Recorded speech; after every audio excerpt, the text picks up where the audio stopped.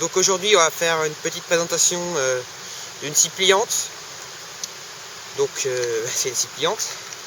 Je l'ai acheté 4 € à Carrefour et avec le test que vous avez pu voir juste avant, avec 4 € on a quand même un truc, c'est pas la super qualité, c'est pas une Bako la pleine d'air, mais ça fait le boulot. Donc on a une sécurité ici, il faut appuyer pour pouvoir déplier. Dans l'autre sens, ça marche très bien aussi. Faut clac, là aussi ça peut pas se replier sur les doigts, faut encore appuyer, donc on laisse appuyer et ça se referme comme ça. On a un petit truc ici si on veut l'attacher ou des choses comme ça. Longueur de la scie, petite vingtaine de centimètres à peu près, 18, 17, donc c'est assez conséquent. On a un manche en caoutchouc donc qui empêche de glisser. Et donc vous avez vu, j'ai coupé une branche de 5 cm de diamètre à peu près en quelques secondes. Combien de secondes j'ai mis, Erwan, à peu près?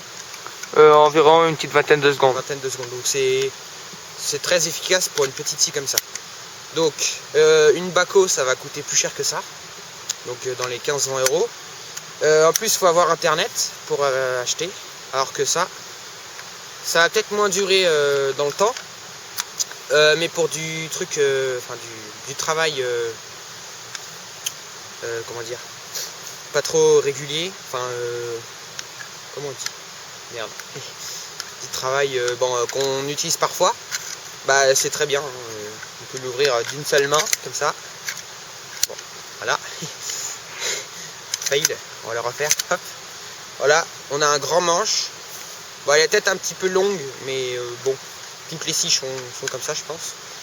Donc c'est juste voilà, pour dire que pour 4 € on a une scie pliante. Donc pour ceux qui n'ont pas beaucoup de budget, ça peut être très utile. Enfin très utile, très intéressant à exploiter. Donc allez voir à Carrefour. Bon, le petit inconvénient, on a du jeu quand même, mais ça change rien quand on coupe. Et peut-être c'est un petit peu fin comme lame, mais bon, voilà. Donc je vous dis merci et puis à plus pour une prochaine vidéo. Salut!